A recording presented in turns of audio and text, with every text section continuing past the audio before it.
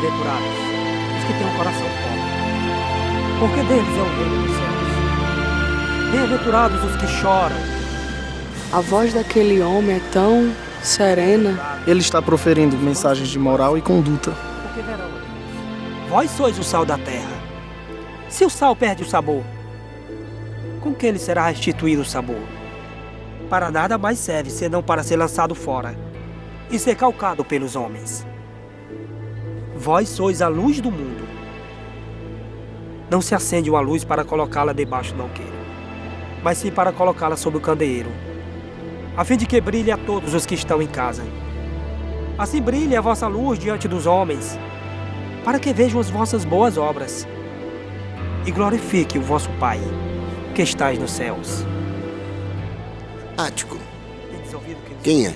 Ele é a forma como o livro sagrado se refere àquele cujos seguidores consideram o Messias. O comandante Quinto quer que vocês pesquisem o gênero textual chamado biografia. Por causa de mim. Alegrai-vos e exultai, porque será grande a vossa recompensa nos céus. Pois assim perseguiram os profetas que vieram antes de vós.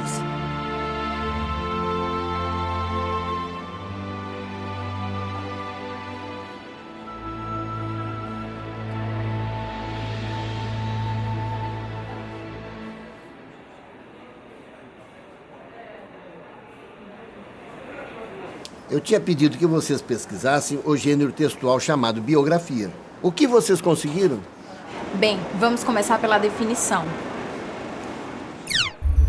Biografia vem de bios, vida, e graphen, escrever.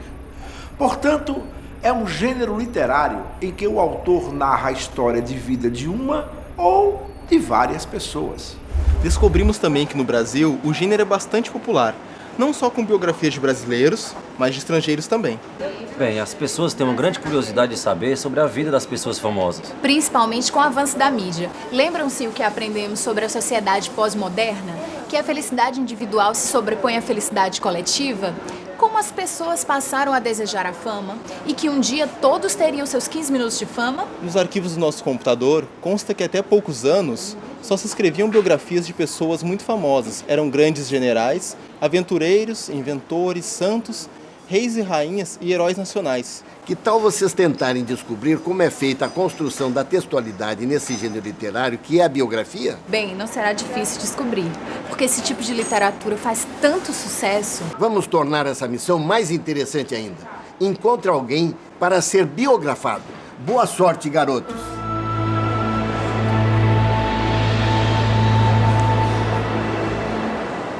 Oi, com licença. Você gosta de ler biografias? Eu não costumo, mas como eu estudo moda, estou querendo ler a biografia de Coco Chanel. Coco Chanel. Ela revolucionou a maneira das mulheres se vestirem, sem abrir mão da elegância. Eu quero conhecer os principais momentos da sua carreira, saber o que a inspirava e como chegou lá. Você tem esperança que esse livro tenha alguma influência na sua carreira? Olha, se vai ter eu não sei, mas eu posso descobrir como era o seu processo de criação. Além disso, eu acho que todo pioneiro enfrenta muitos obstáculos. Sei lá, talvez vendo como ela enfrentou seus problemas, eu aceite mais facilmente os meus próprios, sem esmurecer. Como você se chama? Marcela. E o seu? Carol. Foi um prazer, Marcela. Espero que suas criações virem moda. Obrigada, Carol. Quem sabe um dia você vem comprar um livro. Marcela, biografia de uma estilista. Existe uma grande quantidade de livros biográficos. Biografias de políticos, de militares, de atletas, de cantores, de pintores, de religiosos e de revolucionários. Quando uma pessoa escreve a sua própria biografia, se dá o nome de autobiografia. Você encontrará também biografias de pessoas comuns, muitas vezes contando como chegaram ao fundo do poço e se libertaram. Relatos comoventes de pessoas que realmente conseguiram dar a volta por cima. As biografias, em geral, não começam narrando o nascimento da pessoa, mas descrevendo fatos marcantes que despertam a curiosidade do leitor para saber mais sobre o biografado.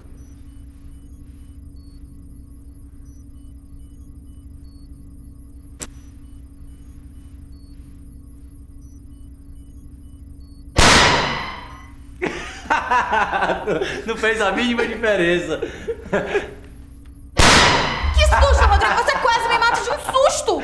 Desculpe, eu escreveria na minha autobiografia um capítulo assim: o dia em que a gatinha quase morreu de emoção a encontrar um gatão.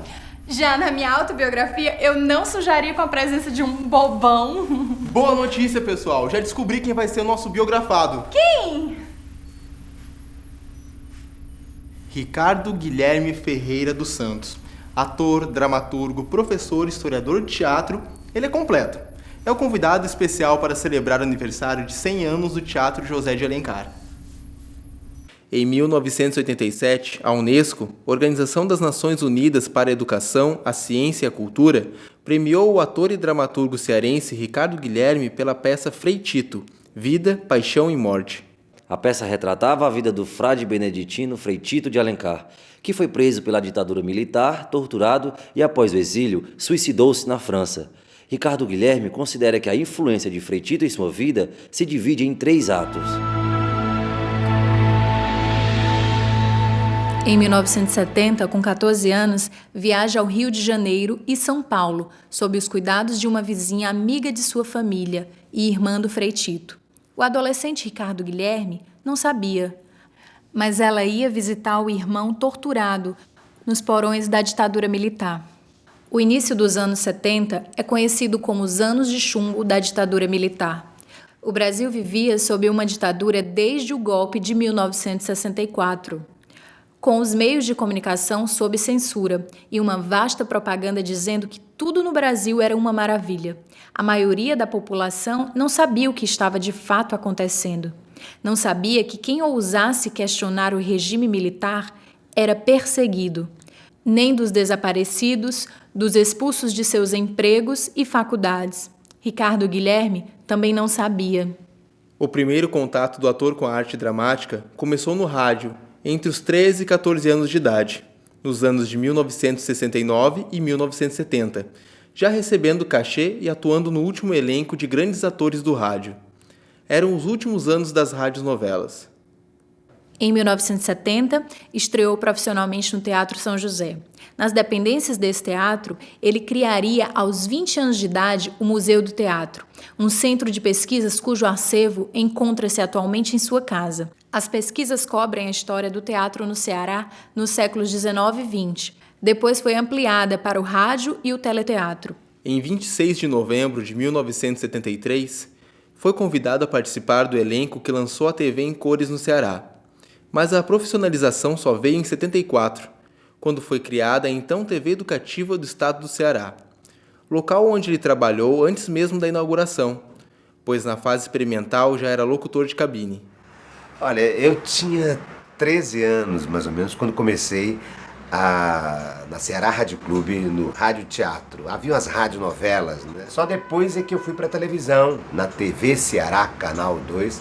Lá estava eu no primeiro programa que foi exibido aqui e produzido aqui em cores.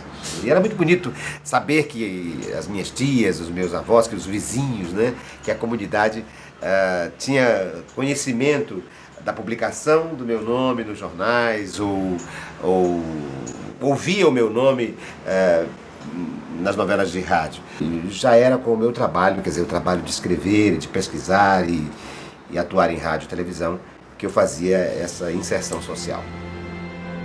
Aos 18 anos, em 1974, Ricardo Guilherme fazia francês na Casa de Cultura Francesa da UFC, e as irmãs do Frei Tito pediram para ele traduzir algumas cartas e recortes de jornais franceses. Fazendo essas traduções, Ricardo Guilherme soube do suicídio que nossa imprensa não noticiou por causa da censura. As cartas dos frades dominicanos relatavam os tormentos dos seus 3 anos de exílio. Dando a notícia da morte do Frei Tito, ele deu a si próprio a notícia da realidade brutal que a mídia e a escola empanavam. Esse fato foi fundamental para a sua consciência política e para o seu engajamento. 2 anos depois, na criação da Federação Estadual do Teatro Amador, seu teatro não foi mais o mesmo. Em 1988, Ricardo Guilherme concebeu o Teatro Radical. As experiências iniciaram em 1990 e já foram feitos 53 espetáculos. Em 1991, dirigiu em São Paulo uma ópera baseada na obra de Nelson Rodrigues, com a concepção do teatro radical. O teatro radical é um modus faciendi, é uma poética que tem uma metodologia e que dá margem à aparição de várias estéticas. O que importa é a radicalidade da arte específica do trabalho do ator e não o espetáculo, digamos, multimídia.